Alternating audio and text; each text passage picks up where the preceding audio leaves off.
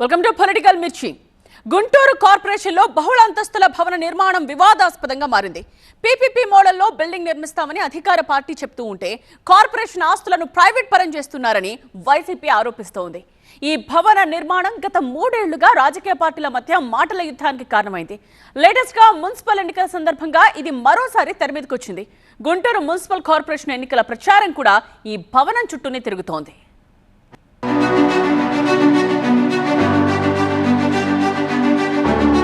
గుంటూరు నగరం నడిపడ్డున పీవీకే నాయుడు కూరగాయల మార్కెట్ ఉంది. అక్కడ 50 ఏళ్ల క్రితం నిర్మించిన కూరగాయల మార్కెట్ శిథిలావస్థకు చేరుకోవడంతో దాన్ని అధికారులు తొలగించారు. అక్కడే బహుళ అంతస్తుల భవనం నిర్మించాలని గత వైసీపీ ప్రభుత్వంలోనే నిర్ణయించారు. అప్పటి కార్పొరేషన్ పాలక మండలి 200 కోట్ల రూపాయల వ్యయంతో భవనాన్ని నిర్మించడానికి అనుమతిచ్చింది. అయితే బ్యాంకు రుణం, కార్పొరేషన్ నిధులను దీనికి ఉపయోగిస్తామని చెప్పడంపై అప్పట్లో విమర్శలు వచ్చాయి. అదే సమయంలో ప్రభుత్వం మారడంతో ఆ ప్రతిపాదనలు పేపర్లకే పరిమితమయ్యాయి. కూటమి ప్రభుత్వం ఏర్పడ్డాక కేంద్ర మంత్రి పెమ్మసాని చంద్రశేఖర్ చొరవతో బహుళ అంతస్తుల భవనం డిజైన్స్ మార్చి తిరిగి నిర్మించేందుకు ప్రణాళికలు రూపొందించారు. అయితే కూటమి సర్కార్ పబ్లిక్ ప్రైవేట్ పార్ట్నర్షిప్ మోడ్లో భవనాన్ని నిర్మించాలని నిర్ణయించింది. దీంతో కార్పొరేషన్ అధికారులు ఇంట్రెస్ట్ ఆఫ్ ఎక్స్ప్రెషన్ కోరుతూ నోటిఫికేషన్ విడుదల చేశారు. 200 కోట్ల రూపాయల ఖర్చుతో నిర్మించే భవనం కావడంతో ప్రైవేటు వ్యక్తులు ఎవ్వరూ ముందుకు రాలేదు. 3 సార్లు నోటిఫికేషన్ ఇచ్చినా ఎవరు ముందుకు రాకపోవడంపై అధికారులు ఆలోచనలో పడ్డారు. దీంతో గత 3 ఏళ్లుగా ఈ భవన నిర్మాణ ప్రణాళిక అడుగు కూడా ముందుకు పడలేదు. రాబోయే మున్సిపల్ ఎన్నికల్లో ఈ భవన నిర్మాణం ప్రధాన ప్రచారాస్త్రంగా మారింది. కార్పొరేషన్ పై భారం పడకుండా బహుళ అంతస్తుల భవనాన్ని నిర్మిస్తామని కూటమి నేతలు చెబుతున్నారు. అయితే కార్పొరేషన్ ఆస్తులను ప్రైవేటు వ్యక్తులకు కట్టబెట్టడాన్ని వైసీపీ తీవ్రంగా వ్యతిరేకిస్తోంది. ఈ స్థలంలో కూరగాయల మార్కెట్ను కొనసాగిస్తూనే భవనాన్ని నిర్మించాల్సి ఉంది. అయితే వైసీపీ ఆరోపణలను గుంటూరు వెస్ట్ టీడీపీ ఎమ్మెల్యే గళ్లా మాధవి కొట్టివేశారు. గత పాలక మండలిలో ఏమీ చేయని వైసీపీ ఇప్పుడు అభివృద్ధి చేస్తున్న తమను అడ్డుకోవడమేంటని ఆమె విమర్శించారు. అందరినీ కలుపుకొని వెళ్లి మార్కెట్ స్థలంలో బహుళ అంతస్తుల భవన నిర్మాణం చేపడతామన్నారు. ఈ మధ్యలోనే ఇది అవలేదు, అది జరగలేదు అని అనడానికి ముందుగా వాళ్ళకి సిగ్గుంటే, లేదంటే వాళ్ళకి నిజంగా ఆలోచన అవగాహన ఉంటే వాళ్ళు ఏ విమర్శ అయినా చేయొచ్చు. జరిగింది జరగనట్టుగా, జరగనివి జరుగుతున్నట్టుగా ఈరోజు ఎలా అయితే ప్రతి అంశాన్ని వక్రీకరించి మాట్లాడుతున్నారో, రాజకీయ లబ్ధి కోసం మాత్రమే ఎలాంటి అంశాన్నైనా వాడుకుంటున్నారో, రేపు పొద్దున ఎన్నికల్లో కూడా కేవలం పీవీకే నాయుడు మార్కెట్ ఇంకా చేపట్టలేదనే విధానంతో ముందుకెళ్తే అంతకంటే హాస్యాస్పదం ఏమీ లేదు. పీపీపీ విధానంలో స్థలం అప్పగించే అవకాశం లేకపోయినా అధికారులు ముందుకెళ్తున్నారని మాజీ డిప్యూటీ మేయర్ వైసీపీ నేత డైమండ్ బాబు విమర్శించారు. దాతలు ఇచ్చిన స్థలాలను ఎలా ప్రైవేటు పరం చేస్తారని ఆయన ప్రశ్నించారు. తమ వాళ్లకు కట్టబెట్టేందుకు టీడీపీ నేతలు ఈ మోడల్ను తీసుకొచ్చారని ఆరోపించారు. వాళ్ళకి సంబంధించిన వ్యక్తులకు ఎలా లబ్ధి చేయాలనే ఆలోచన మీదే వాళ్ళ పనితనం ఉంది తప్పనిచ్చి వాళ్ళు ఎట్లాగున్నారంటే మా ప్రభుత్వం మా చేతుల్లో ఉంది కాబట్టి ఇది ఎవరిచ్చినా ఏం చేసినా మాకు సంబంధం లేదు, ఇది కార్పొరేషన్ స్థలం అనుకుంటున్నారు. కార్పొరేషన్కి చాలా స్థలాల మీద ఊరక అనుభవదారుడు హక్కు మాత్రమే ఉంది తప్పనిచ్చి దాన్ని అమ్మే హక్కు లేదు కార్పొరేషన్కి. దాని మీద వచ్చే ఆదాయం తీసుకునే హక్కు ఉంది తప్పనిచ్చి అట్లా కార్పొరేషన్ స్థలాలు అమ్మేయటం. ఇప్పుడు మీరు దానం ఇచ్చారు, దానం ఇచ్చిన స్థలం కార్పొరేషన్కి అమ్మే హక్కు లేదు. ఇప్పుడు పీపీపీ మోడ్ అనే కాన్సెప్టు కూటమి ప్రభుత్వం ఎలాగసలు పీవీకే కూరగాయల మార్కెట్ని అసలు మీరెవరు పీపీపీ మోడ్లో చేయడానికి? గుంటూరు మున్సిపల్ కార్పొరేషన్ వారిలో ఈ మ్యాటర్ కాకరేపుతోంది. కాంగ్రెస్ రాజకీయ తంత్రానికి బీఆర్ఎస్ విరుగుడు మంత్రం పట్టిస్తోందా? రేవంత్ 10 ఇయర్స్ స్ట్రాటజీని సర్వే అస్త్రంతో గులాబీ పార్టీ ఎదుర్కొంటోందా? 10 ఏళ్ల పాటు పవర్ తమదే అంటున్న కాంగ్రెస్ కు మైండ్ గేమ్ తో కార్ పార్టీ కౌంటర్ ఇస్తోందా? తమ క్యాడర్ లో జోష్ నింపేందుకు బీఆర్ఎస్ ఇలాంటి వ్యూహాన్ని నమ్ముకుందా, లేక దాని వెనుక మైండ్ బ్లోయింగ్ మైండ్ గేమ్ నడుస్తోందా?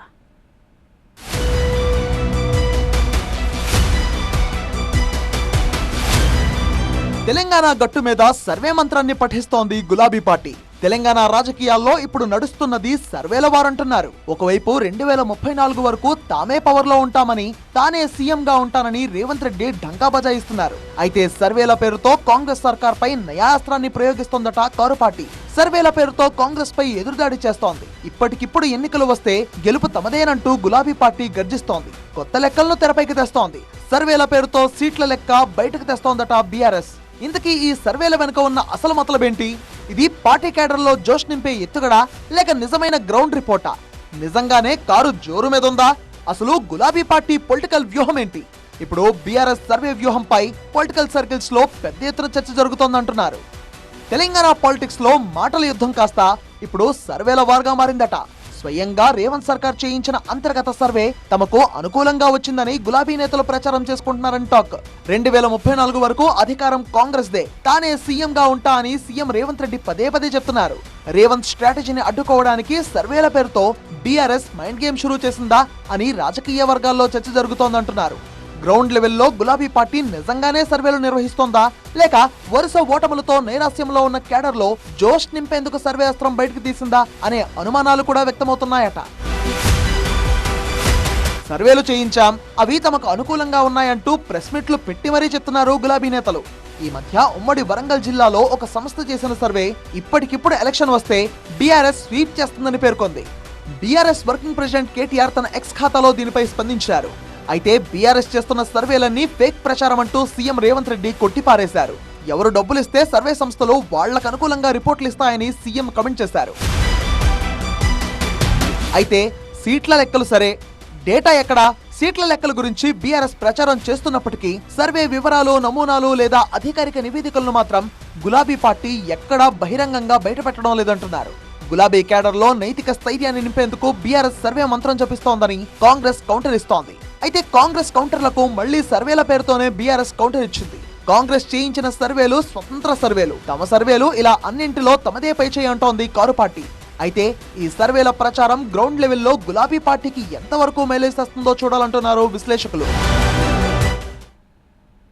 ఆ మున్సిపల్ కార్పొరేషన్ మొన్నటి వరకు ఎవరికి రిజర్వ్ అవుతుందా అని నేతలు తెగ దిగులు పెట్టుకున్నారు. ఇప్పుడు వాళ్లలో కొత్త గుబులు మొదలైందని చెప్తున్నారు. కూటమిలోని 3 పార్టీల నేతలు మేయర్ కుర్చీలో ఖర్చీఫ్ వేశారని టాక్. దీంతో ఆ కార్పొరేషన్ లో కాక షురు అయిపోయింది. కూటమి పొత్తులో భాగంగా మేయర్ పీఠాన్ని తమకు కేటాయించాలంటే తమకే కేటాయించాలని వాళ్ళు డిమాండ్ చేస్తున్నారట. దీనికోసం తమ పార్టీల అధిష్టానాలకు 3 పార్టీల నేతలు లేఖలు రాశారని సమాచారం. దీంతో అక్కడి కూటమిలో కుస్తీ షురు అయింది. ఇంతకీ ఏదా కార్పొరేషన్? కడప మేయర్ సీటు, కూటమిలో ఫైట్. మేయర్ కుర్చీలో 3 పార్టీలు ఖర్చీఫులు. తమదే మేయర్ అంటోన్న టీడీపీ, రేసులో ఉన్నామంటోన్న బీజేపీ, సైలెంట్ గా పావులు కదుపుతోన్న జనసేన. కూటమిలో కడప కుస్తీ. కడప మున్సిపల్ కార్పొరేషన్ నిత్యం వార్తల్లో నలుగుతూనే ఉంది. కూటమి ప్రభుత్వం ఏర్పాటైన దగ్గర నుంచి కడప కార్పొరేషన్లో రచ్చ అంతా ఇంత కాదు. మొన్నటి వరకు ఎమ్మెల్యే రెడ్డమ్మ కుర్చీ గొడవతో కడప రాజకీయం మూతమోగిపోయింది.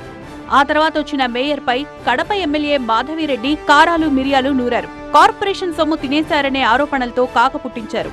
వైసీపీ నేతల్ని ఎండగడుతూ వచ్చారు. ఇక మున్సిపల్ కార్పొరేషన్ పదవీకాలం అయిపోవడంతో కార్పొరేషన్ రచ్చ తగ్గింది అనుకున్నారు. అయితే మున్సిపల్ ఎన్నికలు ముంచుకొస్తోన్న సమయంలో కడప మేయర్ పీఠాన్ని ఏ సామాజిక వర్గానికి రిజర్వ్ చేస్తారనే దానిపై నేతలు మల్లగుల్లాలు పడ్డారు. అయితే ఇప్పుడు మరో కొత్త రచ్చతో నేతలు సతమతమవుతున్నారని సమాచారం. ఈసారి మేయర్ ఎన్నిక డైరెక్ట్ గా జరుగుతుండటంతో కూటమిలోని 3 పార్టీల నేతలు మేయర్ పీఠం కోసం తమ తమ అధిష్టానాల దగ్గర పావులు కదుపుతున్నారని సమాచారం. కడప కార్పొరేషన్ పరిధిలోకి కడప నియోజకవర్గంతో పాటు పక్కనే ఉన్న కమలాపురం నియోజకవర్గంలోని 3-4 డివిజన్లొస్తాయి. అంటే కడప కార్పొరేషన్ పరిధిలో 2 ఎమ్మెల్యేల పెత్తనం నడుస్తుంది. 2 ఎమ్మెల్యేలు కూటమికి చెందిన వాళ్లే కావడం, అందులోనూ 2 టీడీపీ ఎమ్మెల్యేలే కావడంతో మేయర్ అభ్యర్థిత్వం ఎట్టి పరిస్థితుల్లోనూ సైకిల్ పార్టీకి తప్ప వేరే పార్టీకి దక్కే అవకాశం లేదు. అయితే బీజేపీ నేతలు మాత్రం సీట్ల కేటాయింపులో భాగంగా మేయర్ స్థానాన్ని తమ పార్టీకి కేటాయించేలా చూడాలని తమ అధిష్టానానికి లేఖ రాసినట్లు తెలుస్తోంది. జిల్లా బీజేపీ మాజీ అధ్యక్షుడు ఈ లెటర్ రాశారని సమాచారం. కడపలో ఇప్పుడిప్పుడే బీజేపీ పుంజుకుంటోందని, దీనిపై అధిష్టానం పరిశీలన చేసి మేయర్ సీటును పార్టీకే కేటాయించేలా చర్యలు తీసుకోవాలని కమల నేతలు కోరుతున్నారు. అయితే అసలు కడపలో బీజేపీకున్న బలం ఎంత, ఆ పార్టీ ఎన్ని డివిజన్లలో పోటీ చేయగలదు, వాళ్లు మేయర్ పీఠం కోరడమేంటని టీడీపీ వర్గాల్లో చర్చ జరుగుతోందట. మరోవైపు జనసేన కూడా సైలెంట్ గా పావులు కదుపుతోందని సమాచారం. తాము కూడా మేయర్ అభ్యర్థి రేసులో ఉన్నామని చెప్పుకుంటున్న ఆ పార్టీ నేతలు ఆ మేరకు తమ అధిష్టానానికి లేఖలు పంపినట్లు సమాచారం. దీంతో జనసేనపై కూడా టీడీపీ లీడర్లు, క్యాడర్ గుస్సా అవుతున్నారని టాక్. కడప మున్సిపల్ కార్పొరేషన్ పరిధిలో మొత్తం 50 డివిజన్లున్నాయి. అయితే వీటిని 66కు పెంచే ప్రతిపాదనపై వైసీపీ నేతలు కోర్టుకు వెళ్లారు. గత ఎన్నికల్లో 50 డివిజన్లలో ఒక్కటి తప్ప అన్ని వైసీపీ కైవసం చేసుకుంది. అయితే ఈసారి మేయర్ ఎన్నిక ప్రత్యక్ష పద్ధతిలో జరుగుతుండటంతో వైసీపీ కూడా కసరత్తు షురూ చేసింది. ఏ సామాజిక వర్గానికి రిజర్వ్ అయినా సంసిద్ధంగా ఉన్నామని వైసీపీ సంకేతాలిస్తోంది. ఎస్సీ, బీసీ, ఓసీ ఈ 3 సామాజిక వర్గాలకు సంబంధించిన వైసీపీ నేతలు బరిలో దిగేందుకు సిద్ధమవుతున్నారని సమాచారం. ఇక టీడీపీ, బీజేపీ, జనసేన నుంచి కూడా 3 సామాజిక వర్గాల నేతలు రేసులో రెడీ అవుతున్నారట. అయితే అటు అధికార కూటమి, ఇటు విపక్షానికి చెందిన ఓసీ నేతలు కార్పొరేషన్ మే సవాలంటున్నారని సమాచారం. కడప కార్పొరేషన్ ని ఓసీ జనరల్ కి కేటాయించడానికి కూటమి నేతలు పావులు కదుపుతున్నారని, అది ఓసీ అయ్యే అవకాశం ఉందని చెప్తున్నారు. దీంతో అన్ని పార్టీలకు చెందిన ఓసీ నేతల్లో జోష్ కనిపిస్తోందంటున్నారు.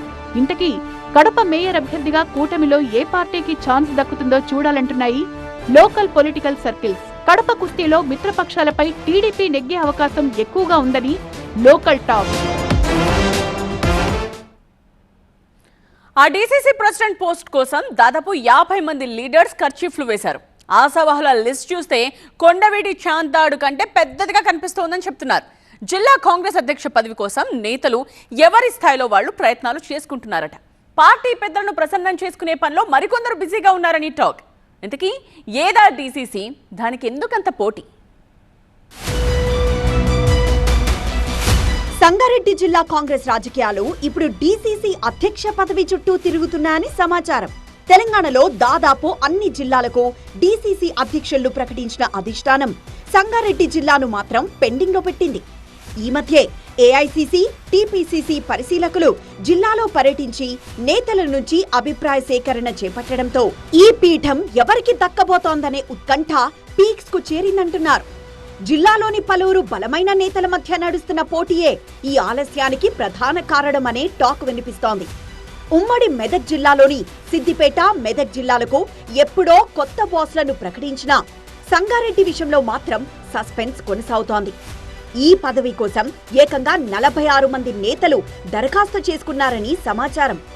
ప్రస్తుత డీసీసీ అధ్యక్షురాలిగా ఉన్న నిర్మలా జగ్గారెడ్డి మరోసారి ఈ పదవి చేపట్టేందుకు ఆసక్తి చూపించకపోవడంతో కొత్త ఈక్వేషన్లు తెరపైకొచ్చాయంటున్నారు.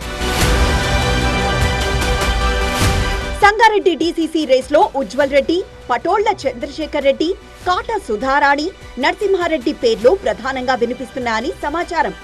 ప్రస్తుతం ఈ 4 నేతల మధ్య మ్యూజికల్ చైర్ గేమ్ నడుస్తోందని చెబుతున్నారు. జహీరాబాద్ నియోజకవర్గానికి చెందిన ఎన్ఆర్ఐ నేత ఉజ్వల్ రెడ్డికి మంత్రి Damodara Rajanarasimha, TPCC working president Jaggareddy మద్దతుందని సమాచారం. ఉజ్వల్ రెడ్డికి సంగారెడ్డి డీసీసీ పదవి ఇవ్వాలని మంత్రి దామోదర ఫిక్స్ అయ్యాక అదే విషయాన్ని జగ్గారెడ్డికి చెప్పారట. దీనికి జగ్గారెడ్డి కూడా సమ్మతించి ఉజ్వల్ రెడ్డికి మద్దతిస్తున్నట్లు గతంలోనే హైకమాండ్కు లేఖ రాశారని సమాచారం. అయితే ఉజ్వల్ రెడ్డిని జహీరాబాద్ ఎంపీ సురేష్ షెట్కర్, నారాయణ్ ఖేడ్ ఎమ్మెల్యే సంజీవ్ రెడ్డి తీవ్రంగా వ్యతిరేకిస్తున్నట్లు తెలుస్తోంది. నేతల మధ్య భేదాభిప్రాయాలతో సంగారెడ్డి డీసీసీపై ఏకాభిప్రాయానికి రాలేక దాన్ని ఏఐసీసీ పెండింగ్ లో పెట్టిందని సమాచారం. అయితే ఈ సస్పెన్స్ కు తెరదించేందుకు ఈ మధ్య కాంగ్రెస్ హైకమాండ్ రంగంలోకి దిగిందట. ఏఐసీసీ పరిశీలకులు సంగారెడ్డికి వెళ్లి డీసీసీ పోస్ట్ పై గ్రౌండ్ లెవెల్లో కార్యకర్తల నుంచి అభిప్రాయాలను సేకరించారు. ఎవరికి పదవిస్తే పార్టీ బలోపేతమవుతుంది, లోకల్ ఈక్వేషన్లు ఏంటి అని ఆరా తీశారట. ఈ 4 నేతల్లో ఉజ్వల్ రెడ్డికి తప్పించి వేరే ఎవ్వరికిచ్చినా ఓకే అని మెజారిటీ కార్యకర్తలు ముక్త కంఠంతో చెప్పారట. ఉజ్వల్ రెడ్డి తప్ప మిగతా 3 కాంగ్రెస్ లో మొదటి నుంచి ఉన్నారని, పార్టీ కోసం కష్టపడ్డారని కార్యకర్తలు భావిస్తున్నట్లు సమాచారం. పదవులు ఉన్నా లేకున్నా, పార్టీ అధికారంలో ఉన్నా లేకున్నా కాంగ్రెస్ చేతిని ఆ 3 వీడలేదు. వాళ్లను కాదని నిన్నగాక మొన్న పార్టీలోకొచ్చిన ఉజ్వల్ రెడ్డికి డీసీసీ ఇవ్వడం కరెక్ట్ కాదని ఏఐసీసీ పరిశీలకులకు మెజారిటీ క్యాడర్ చెప్పారట. ఇక ఉజ్వల్ రెడ్డికి డీసీసీ ఇస్తే మాత్రం ఊరుకునే ప్రసక్తే లేదంటున్నారట నారాయణ్ ఖేడ్, జహీరాబాద్ కాంగ్రెస్ క్యాడర్. సంగారెడ్డి డీసీసీ అధ్యక్ష పదవిని పటోళ్ల చంద్రశేఖర్ రెడ్డికి ఇచ్చే ఛాన్స్ కనిపిస్తోందంటున్నారు. పేరులో రెడ్డి ఉన్నా ఆయన బీసీ సామాజిక వర్గానికి చెందిన నేత అని కాంగ్రెస్ వర్గాలు చెప్తున్నాయి. చంద్రశేఖర్ మొదటి నుంచి కాంగ్రెస్ పార్టీలో ఉండడం ఆయనకు కలిసొచ్చే అవకాశం ఉందంటున్నారు. గతంలో జిల్లా కాంగ్రెస్ ఉపాధ్యక్షుడిగా చేసిన అనుభవం కూడా ఉంది. దీనికి తోడు Zaheerabad assembly incharge Chandrashekar, Zaheerabad MP Suresh Shetkar, Narayankhed MLA Sanjeev Reddy, Neelam Madhu Mudiraj మద్దతు చంద్రశేఖర్ కుందని సమాచారం. ఒకవేళ చంద్రశేఖర్ రెడ్డికి కాకుంటే కాటా సుధారాడికిచ్చినా ఓకే అంటున్నారట జిల్లా సీనియర్లు. సంగారెడ్డి డీసీసీ పోస్టుపై కాంగ్రెస్ పెద్దలు ఎలాంటి నిర్ణయం తీసుకుంటారో చూడాలి. ఇన్నాళ్ళు ఒక లెక్క, ఇక్కడ నుండి మరో లెక్క అంటున్నారట ఆయన. మొన్నటిదాకా పెద్దగా హడావుడి లేకుండా తన పని తాను చేసుకుంటూ వెళ్ళిన ఆ నేత ఇప్పుడు తెగ హల్చల్ చేస్తున్నారట. అధికారంలో లేకపోయినా అధికారిక కార్యక్రమాల్లో కనిపిస్తూ ప్రభుత్వ విధానాలను ప్రశ్నిస్తున్నారని సమాచారం. అధికార పార్టీ నేతలను నిలదీస్తున్నారట. అధికార పార్టీని తన స్టైల్ రిమార్క్స్తో ఇబ్బంది పెడుతోన్న వైసీపీ నేత సొంత పార్టీలో తనదైన మార్క్ చూపిస్తున్నట్టు చెప్తున్నారు. జిల్లా రాజకీయాల్లో తనదైన ముద్ర వేసుకుంటూ ముందుకు సాగుతున్నారట సదరు లీడర్. ఇందుకే ఎవరా నేత, ఆయనలో మార్పుకు కారణమేంటి? పెనుమత్స సూర్యనారాయణరాజు అలియాస్ డాక్టర్ సురేష్ బాబు విజయనగరం జిల్లా రాజకీయాల్లో పెద్దగా పరిచయం అవసరం లేని నేత. వైసీపీ ఎమ్మెల్సీగా కొనసాగుతున్న ఆయన రాజకీయాల్లోకి రావడానికి ముందే డెంటల్ డాక్టర్ గా తనకంటూ ఒక గుర్తింపు తెచ్చుకున్నారు. రాజకీయాలు ఆయనకు కొత్త కాదు. చిన్నప్పటి నుంచి రాజకీయ నేపథ్యం ఉన్న కుటుంబంలో పెరిగారు. సురేష్ బాబు తండ్రి దివంగత పెనుమత్స సాంబశివరాజు బడా లీడర్. విజయనగరం జిల్లా రాజకీయాల్లో సుదీర్ఘ అనుభవం ఉన్న సాంబశివరాజు మంత్రిగా కూడా పనిచేశారు. సీనియర్ రాజకీయ నాయకుడిగా గుర్తింపు పొందారు. సతివాడ నియోజకవర్గం నుంచి 7 సార్లు ఎమ్మెల్యేగా ఎన్నికయ్యారు. ఆయన మొత్తం 8 సార్లు ఎమ్మెల్యేగా గెలిచారు. ఉత్తరాంధ్ర వైసీపీ దిగ్గజ నేత బొత్స సత్యనారాయణకు సాంబశివరాజు రాజకీయ గురువని చెబుతారు. వైసీపీ ఆవిర్భావం తర్వాత ఉమ్మడి విజయనగరం జిల్లాలో ఆ పార్టీకి అండగా నిలిచిన కీలక నేతల్లో మొదటి వ్యక్తి ఆయనే అంటారు. అలా తండ్రి రాజకీయ అనుభవాన్ని దగ్గరగా చూస్తూ సురేష్ బాబు కూడా రాజకీయాల్లో అడుగులు వేశారు. వైసీపీలో రాష్ట్ర స్థాయి బాధ్యతలను సురేష్ బాబు నిర్వహించారు. తండ్రి సాంబశివరాజు మరణం తర్వాత 2020లో ఆయనకు కీలక అవకాశం వచ్చింది. ఆయనను ఎమ్మెల్సీ చేసింది వైసీపీ అధిష్టానం. శాసన మండలిలో అడుగుపెట్టిన సురేష్ బాబు చురుగ్గా పనిచేసి అధినేత జగన్ మన్ననలు పొందారని చెబుతారు. బీసీ సామాజిక వర్గాలు అత్యధికంగా ఉండే ఉమ్మడి విజయనగరం జిల్లా నుంచి అప్పటికే క్షత్రియ సామాజిక వర్గానికి చెందిన ఇందుకూరి రఘురాజుకు ఎమ్మెల్సీగా అవకాశం ఇచ్చారు. మళ్లీ అదే క్షత్రియ సామాజిక వర్గానికి చెందిన సురేష్ బాబుకి అవకాశం వస్తుందని ఎవరూ ఊహించలేదు. కానీ జగన్ ప్రోత్సాహంతో సురేష్ బాబు శాసన మండలి సభ్యుడిగా రెండోసారి కూడా ఎన్నికయ్యారు. దీంతో తండ్రి రాజకీయ వారసత్వాన్ని కొనసాగిస్తున్న నాయకుడిగా ఆయనకు పార్టీలో ప్రత్యేక స్థానం ఉంది. అయితే పరిస్థితులు మారి వైసీపీ అధికారాన్ని కోల్పోయింది. సహజంగా ప్రతిపక్ష నేతలు, ప్రజాప్రతినిధులు అధికారిక కార్యక్రమాలకు దూరంగా ఉంటూ వస్తుండడం సాధారణంగా జరుగుతుంది. కానీ సురేష్ బాబు మాత్రం తగ్గేదే లేదంటున్నారు. చొరవ తీసుకుని మరీ అధికారిక కార్యక్రమాల్లో పాల్గొంటున్నారు. ప్రజా సమస్యలపై మాట్లాడుతున్నారు. అధికారుల దృష్టికి సమస్యలను తీసుకెళ్తున్నారు. అవసరమైన చోట ప్రభుత్వాన్ని ప్రశ్నిస్తున్నారు. అంతేకాదు ప్రభుత్వంపై విమర్శలు చేస్తూనే సమస్యల పరిష్కారానికి సూచనలు చేయడం ఆయన రాజకీయ శైలిలో కనిపిస్తున్న కొత్త కోణంగా చర్చ జరుగుతుంది. ఈ మధ్య రాష్ట్ర వ్యాప్తంగా వైసీపీ నిర్వహించిన నిరసన కార్యక్రమాల్లో సురేష్ బాబు తన గళం గట్టిగానే వినిపించారు. ప్రభుత్వ హామీల అమలు అవ్వట్లేదంటూ విమర్శలు గుప్పించారు. అయితే సురేష్ బాబు పూర్తిగా రాజకీయ పోరాటానికే పరిమితమవుతున్నారా, లేక జిల్లాకు సంబంధించిన సమస్యలపై ఎమ్మెల్సీ హోదాలో పనిచేయాలనే ప్రయత్నం చేస్తున్నారా? ఇదే ఇప్పుడు చర్చనీయాంశంగా మారిందంటున్నారు. గతంలో కూడా స్థానిక సమస్యలపై ఆయన స్పందించిన సందర్భాలు ఉన్నాయి. జిల్లాలోని టోల్గేట్ సమస్యపై మండలిలో ప్రస్తావించి పరిష్కారం కోసం ప్రయత్నించారు. అయితే ఇప్పుడు Suresh Babu political style complete గా మారిందంటున్నారు. నిన్నటి దాకా ఒక లెక్క, ఇక నుంచి మరో లెక్క అంటున్నారట ఆయన. కేవలం పార్టీ కార్యక్రమాలకే పరిమితం కాకుండా తరచూ ప్రజలను కలుస్తూ గతం కన్నా యాక్టివ్ గా కనిపిస్తున్నారు. తండ్రి నిర్మించిన పొలిటికల్ నెట్వర్క్, రాజకీయ పరిచయాలు సురేష్ బాబుకు బాగా కలిసొస్తున్నాయని టాక్. అయితే తండ్రి నీడలోనే ఉండకుండా తనదైన రాజకీయ ముద్ర కోసం ఆయన ప్రయత్నిస్తున్నట్టు సమాచారం. ఈ మధ్య కాలంలో సురేష్ బాబు వ్యవహరిస్తున్న తీరు చూస్తే మౌనంగా ఉండే నాయకుడు అనే ఇమేజ్ నుంచి బయటకు వచ్చి బలమైన మాస్ లీడర్ గా ఎదుగుతున్నట్టు కనిపిస్తోందంటున్నాయి వైసీపీ వర్గాలు. తప్పనిసరి పరిస్థితుల్లో ఆయన తన పొలిటికల్ పంథా మార్చుకున్నారా, లేక వారసత్వ ముద్ర లేకుండా తన చరిష్మాతోనే భవిష్యత్తు రాజకీయ బాట వేసుకుంటున్నారా అనే చర్చ జరుగుతుంది. ఏది ఏమైనా వైసీపీలో తనదైన ముద్ర వేసుకుంటూ బలమైన నేతగా సురేష్ బాబు ఎదుగుతున్నారనే టాక్ నడుస్తోంది.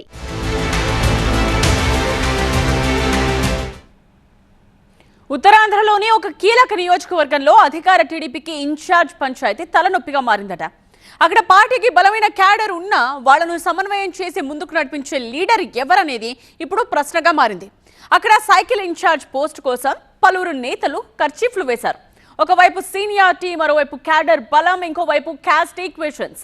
వీటన్నిటి మధ్య అధిష్టానం ఎవరికి బాధ్యతలు అప్పగిస్తుందనేది ఉత్కంఠ రేపుతోంది. ఇంతకీ ఏదా నియోజకవర్గం రేస్లో ఉన్న నేతలెవరు?